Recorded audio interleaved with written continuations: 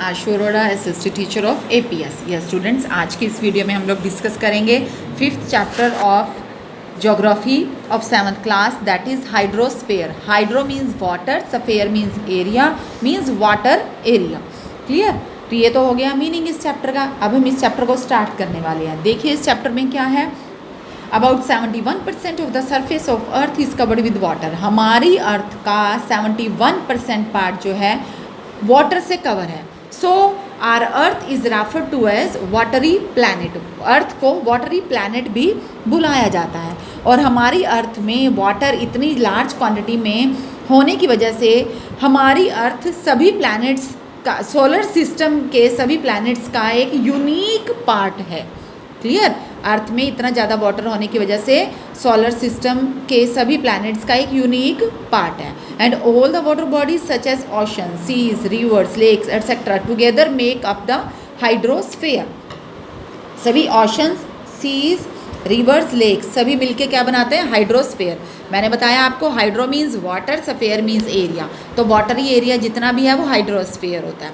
And it also includes ice sheets in the polar and high mountains regions and underground water and water vapor in the air। इन सब में हम इन सब को भी include करते हैं।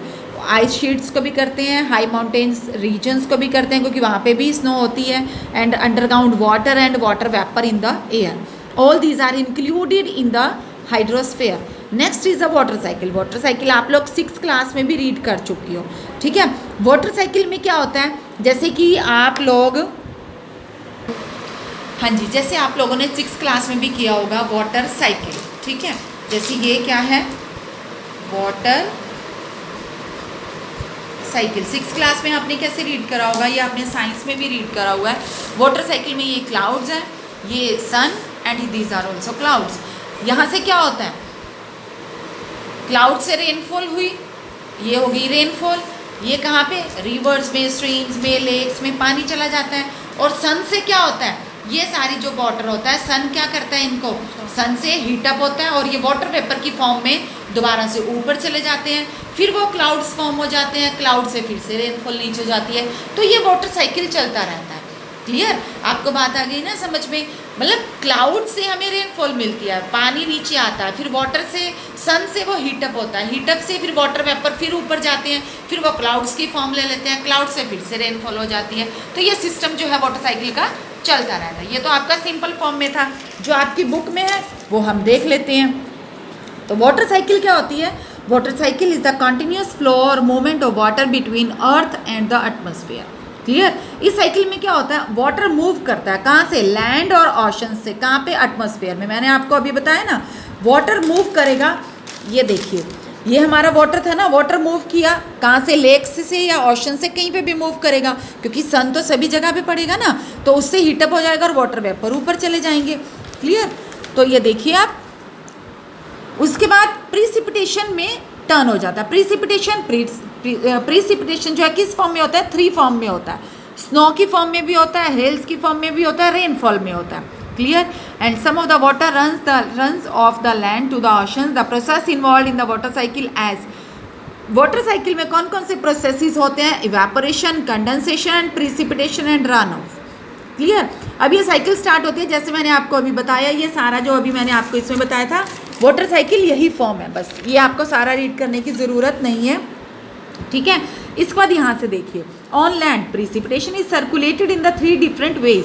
अभी मैंने बताया ना, प्रिसिपिटेशन 3 डिफरेंट वेज में होता है। वो कौन सी वेज में है? देखिए, मैंने बताया आपको snow, hails and rainfall. Some is return to the atmosphere by evaporation. मैंने बताया, इवेपोरेशन मीन्स जो हमारा वाटर वेपर्स होते हैं।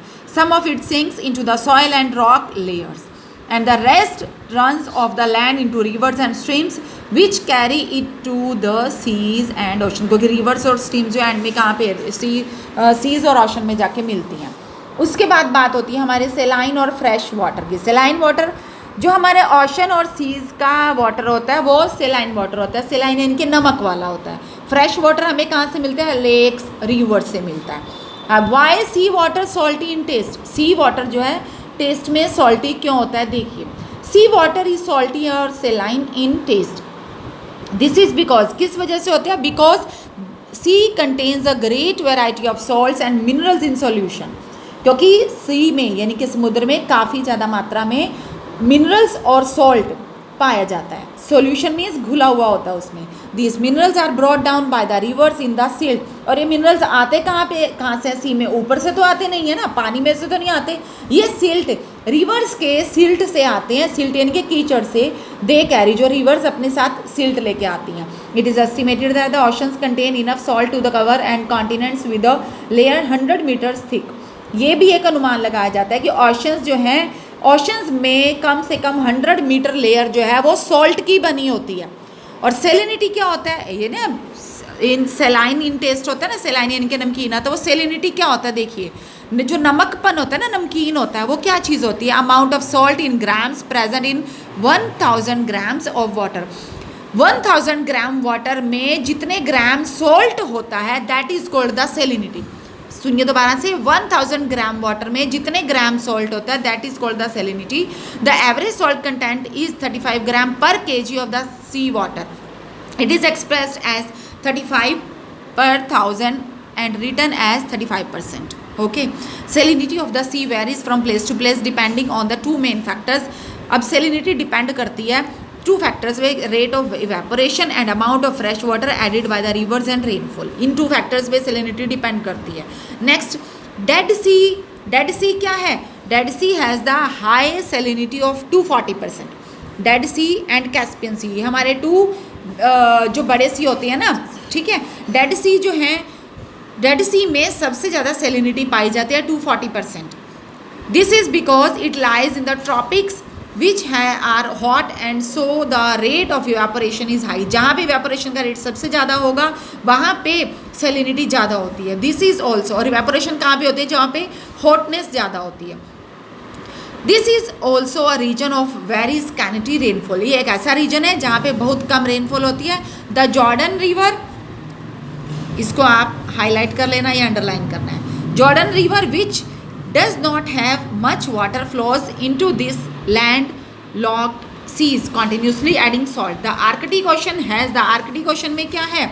The lowest salinity. इसमें लोएस्ट सेलिनिटी 20% है सिर्फ, ठीक है। अब जैसे डेड सी में 240% थी, आर्कटिक ओशन में 20% है। दिस इज़ बिकॉज, क्योंकि इसमें क्या है? स्लो रेट ऑफ इवेपोरेशन है। डेड सी में हाई रेट ऑफ इवेपोरेशन था, यहाँ पे लो रेट ऑफ इवेपोरेशन है। And the several streams and reverse add fresh water, और काफ़ी स्ट्रीम्स और रिवर्स जो है यहाँ पे फ्रेश वाटर भी ऐड कर देती हैं। Next is the fresh water. क्या है? Fresh water is the water that has the little salt dissolved in it. Fresh water एक ऐसा वाटर होता है जहाँ पे बहुत कम सॉल्ट होता है, ठीक है। और फ्रेश, अनलाइक जैसे कि सीज और ओशन में फ्रेश वाटर नहीं होता है, ठीक है। और काफ़ी लिविंग बींग्स को फ्रेश वाटर सर्वाइव करने के लिए ज़रूरत पड़ती है, because it is a critical resource. और 69% फ्रेश वाटर जो है फ्रोजन फॉर्म में, यानी कि ग्लेशियर्स और आइस शीट्स की फॉर्म में पाया जाता है। 30% जो है वो अंडरग्राउंड वाटर, और 1% फ्रेश वाटर जो है लिक्विड फॉर्म में अर्थ की सरफेस पे मिलता है, like the streams and lakes. ये आपने याद रखना है। 69% जो फ्रेश वाटर है वो फ्रोजन फॉर्म में पाया जाता है, ग्लेशियर्स और आइस शीट्स की फॉर्म में। 30% अंडरग्राउंड वाटर है, और 1% जो है सरफेस पे स्ट्रीम्स और लेक्स की फॉर्म में पाया जाता है। यह आपका हो गया 100%। Biggest source of fresh water is the precipitation from the atmosphere, that is the rain and snow. Clear? Next is the major water bodies. Major water bodies जो हैं हमारी कौन कौन सी हैं? ओशंस हैं, Pacific ocean, Atlantic ocean, Indian ocean and Arctic ocean. इसके अलावा हमारा सदर्न ओशन भी है। Some geographers use another name for where the water of the Pacific, Atlantic and Indian Ocean meet, that is the Southern Ocean. Okay, हाँ जी। Ocean and seas make up the salt water of the world. मैंने आपको बताया ना, जो हमारा salt water है वो ocean और सीज में पाया जाता है। Rivers, lakes and the surface ice make up the fresh water of the world. Fresh water rivers और लेक्स में पाया जाता है, ओशन और सीज में सॉल्ट वाटर पाया जाता है। Some of the lakes of the land surface are salt water lakes. कुछ एक लेक्स जो है वो सॉल्ट वाटर लेक्स भी हैं। वो कौन कौन से हैं? डेड सी एंड कैस्पियन सी। इनका नेम सी है लेकिन ये सॉल्ट वाटर लेक्स हैं, ठीक है। आपको याद रखना है, salt water lakes are the Dead C and the Caspian Sea. Okay, उसके बाद है movement of the ocean waters. Ocean water की मूवमेंट कैसे होती है? वेव्स की फॉर्म में होती है। Next is the currents and the next is the tides. Okay, तो yes, movements of ocean water. अब मैंने आपको बताया ओशन और सी क्या होते हैं, सॉल्ट वाटर होता है इनमें. ठीक है, अब इनमें मूवमेंट्स किस वे से आती है, इनमें वेव्स आती हैं, करंट्स आती हैं, टाइड्स होती हैं. वेव्स, करंट्स और टाइड्स ये क्या चीज़ होती है, अब हम ये मूवमेंट्स होती हैं ओशंस की. तो अब हम इन्हें रीड करेंगे. The water of the sea and oceans are always moving because of waves, currents and tides. ठीक है, अब वेव्स क्या होती हैं, वेव्स कैसे आती हैं, विंड की वजह से. जब हाई विंड्स चलती है ना, बहुत ही लार्ज प्रेशर से चलती है, तो वेव्स जो समुद्र की लहरें होती हैं वो बहुत हाई हो जाती हैं. Waves are caused by winds. Waves कैसे कोज होती हैं, these are caused by winds. As the winds blow over a surface of water they come friction. एक फ्रिक्शन होती है, जब समुद्र के ऊपर से हवा निकलती है तो एक फ्रिक्शन आता है, किसमें, हवा में और वाटर में.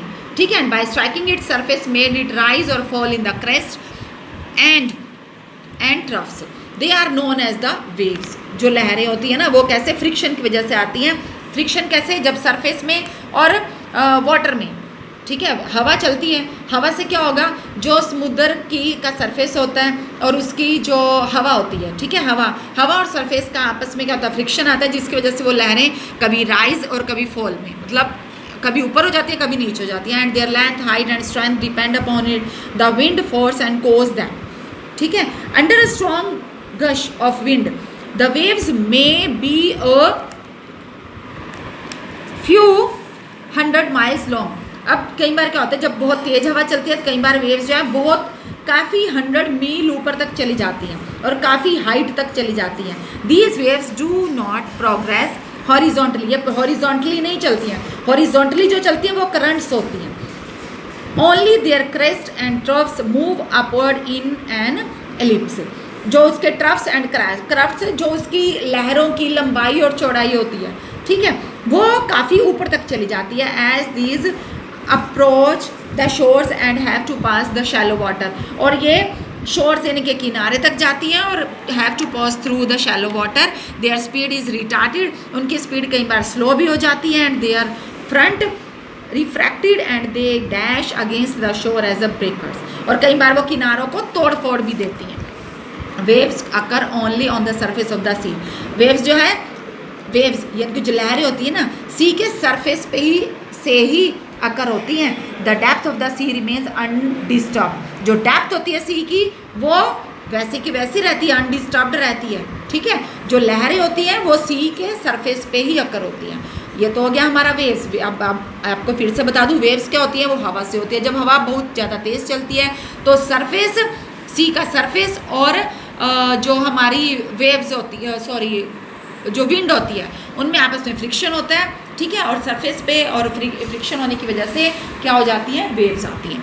उसके बाद आती हैं करंट्स. करंट्स क्या होती है, regular and horizontal movement of the surface water from one place to another in the sea और an ocean called the currents.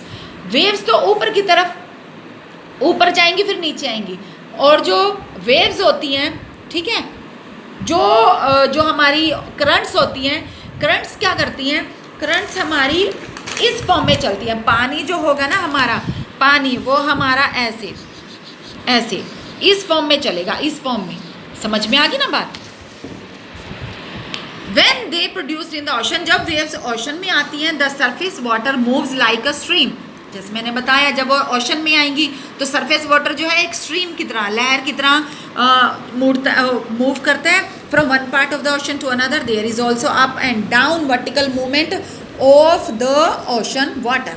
The downward movement, अभी अप और डाउन मूवमेंट होती है ओशन में. ठीक है, जो डाउनवर्ड मूवमेंट होती है due to the sinking of the cooler and dense up rise in the warmer. अब डाउनवर्ड वाटर कैसे आता है, डाउनवर्ड मूवमेंट कैसी होती है, वो जब पानी जो है नीचे की तरफ ठंडा होके गिरता है. And lighter water. However the most significant of all the surface ocean currents. These currents greatly influence the climate and navigation. Navigation क्या होता है, जो हमें जो समुद्र में शिप्स चलते हैं ना, उन्हें नेविगेशन की ज़रूरत पड़ती है. तो currents is favourable greatly help in the navigation of the ships. Ships को नेविगेट करने में, उन्हें साइन देने में. ठीक है, करंट्स फेवरेबल हैं. But if they are unfavourable they hamper the speed of the ship. लेकिन अगर वो अनफेवरेबल हो जाएं तो शिप्स की स्पीड को हैम्पर कर सकती हैं. क्लियर, इतने यहाँ तक इतना सफिशिएंट है। Next is the warm and old ocean currents. Warm and cold ocean currents, ये देखिए क्या होती है, टू टाइप्स के होती हैं ocean currents, warm currents and cold currents. ये आपके पास क्वेश्चन में आपके डिफरेंस भी आ सकता है, इसलिए आप ध्यान से करना। वार्म करंट्स क्या होती हैं? वार्म करंट्स फ्लो करती हैं equatorial region towards the polar region. Warm currents कहाँ से फ्लो करेंगे? Equatorial region to the polar reason.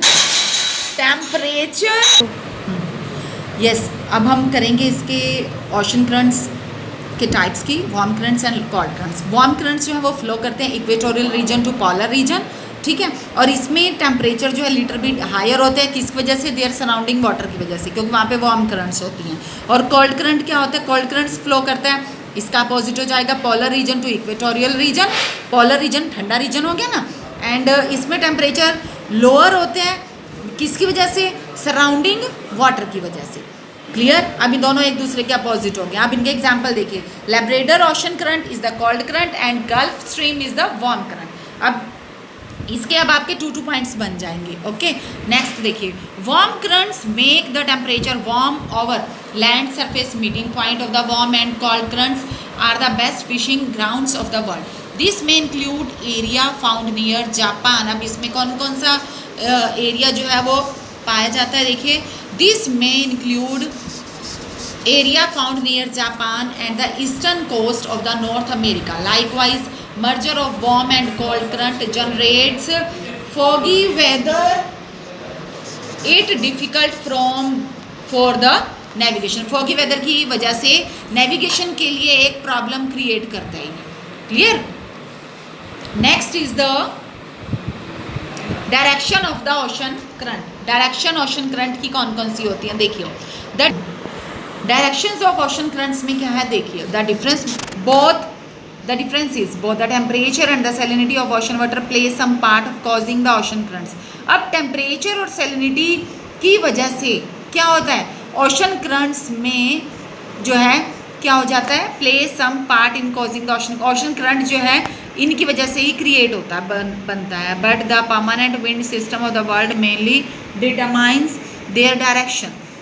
तो उनकी डायरेक्शन कैसे अफेक्ट करते हैं, किस वजह से? The shape of the adjoining continents and the rotation of the earth. देखिए डायरेक्शन का, the shape of the adjoining continents. Shape of the adjoining continent, अब कॉन्टिनेंट से एडजॉइन शेप का क्या इफेक्ट पड़ता है ओशन करंट्स पे?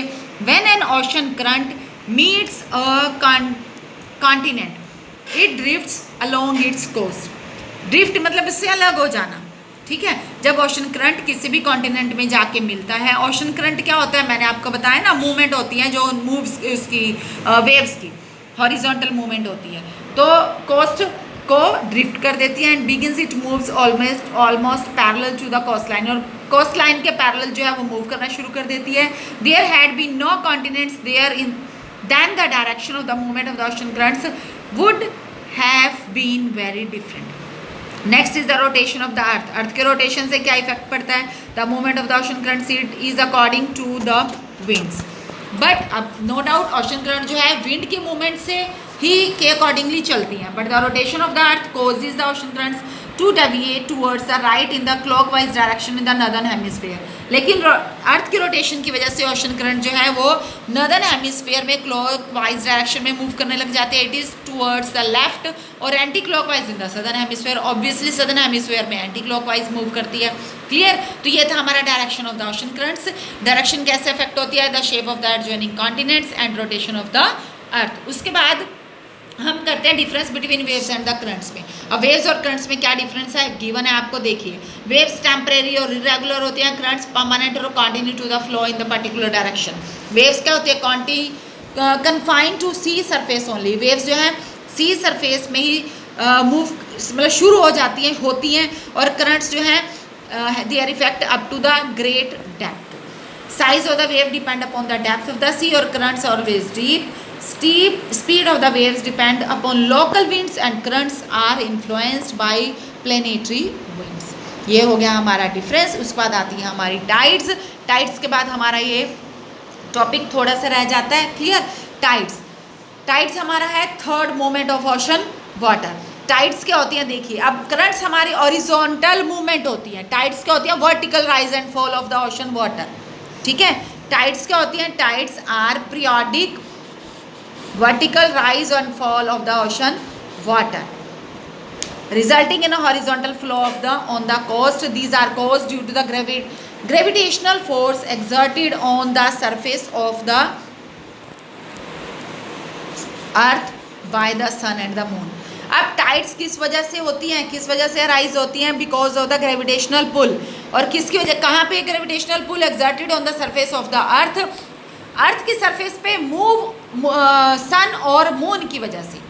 Clear? If moon is closer, its gravitational pull affects the ocean more than that of the sun. अगर the rise is called the high tides and the fall is called the low tides.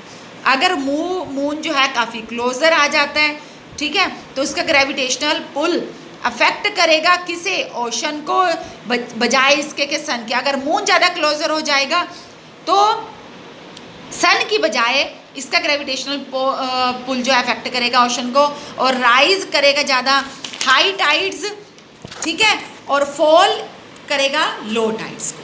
Clear? तो ये था हमारा tides. इसके बाद हम बात करते हैं अब इसके बाद during the new moon and full moon phase. अब मैंने आपको बताया ना, अगर मून ज़्यादा क्लोजर आ जाता है तो ग्रेविटेशनल पुल की वजह से राइज, और मतलब अभी जैसे कि हमने पीछे पढ़ा है यहाँ पे कि rise is called the high tide, ऊंची टाइड होते हैं, और fall called the low Tide.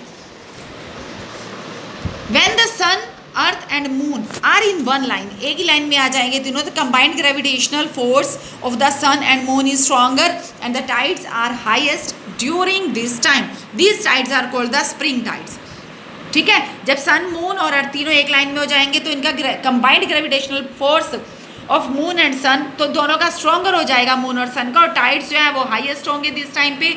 This is called the spring tides. उसके बाद when the sun, moon and earth right angle पे होंगे, फॉर्म अ राइट एंगल, तो क्या होगा, gravitational force of the moon is offset by the gravitational force of the sun and tides are not so high as the spring tides and these are called the neap tides. अगर तो तीनों एक ही line में होंगे ये, तब तो क्या होगा, तो सन और मून स्ट्रॉन्गर हो जाएंगे और टाइड्स हाईएस्ट हो जाएंगी, these are called the spring tides. लेकिन अगर ये राइट एंगल पे हो जाते हैं तो क्या होगा, ग्रेविटेशनल फोर्स मून का अफेक्ट करेगा, और जिसकी वजह से टाइड्स जो इतने हाई नहीं होंगी स्प्रिंग टाइड्स के comparatively, these are called the neap tides. Clear? अब यूजफुलनेस इन टाइड्स का यूजफुलनेस क्या है, क्या यूजेस है? A high tide help shipping vessels to enter the shallow ports. High tides brings in fish which is netted in large quantities when the tide recedes, and tides clear silt deposit from the mouth of the river, keeping from them free for water transport. Tide energy is being used to produce electricity. इससे क्या होगा, एक तो जैसे कि shipping, fishing में हमें help मिल जाती है, इलेक्ट्रिसिटी जनरेट करने में हेल्प मिल जाती है, और इसके अलावा हमें इंपोर्ट एक्सपोर्ट करने में भी हेल्प मिल जाती है। क्लियर? तो ये सब शिपिंग में हेल्प करती है टाइड्स। उसके बाद हमारा लास्ट आता है सुनामी। सुनामी क्या होता है देखिए, सुनामी जो है it is also Japanese word है, इसको टू पार्ट्स में हम मीनिंग ले सकते हैं, that is tsu, TSU। Tsu means harbour, nami means long wave, जब हार्बर पे लॉन्ग वेव आ जाती हैं।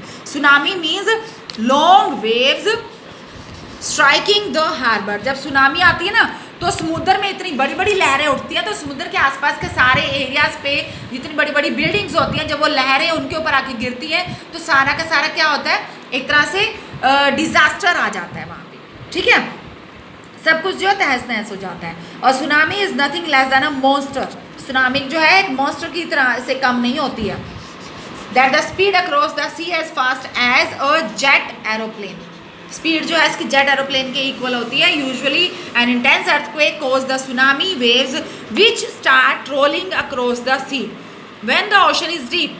Tsunami can travel unnoticed on the surface at the speed more than 700 kilometre per hour. अगर तो सी बहुत डीप होता है, ठीक है, तो ओशन बहुत डीप होता है, तो सुनामी जो है 700 किलोमीटर पर आवर, 1 घंटे में 700 किलोमीटर की स्पीड से सुनामी आ सकती है।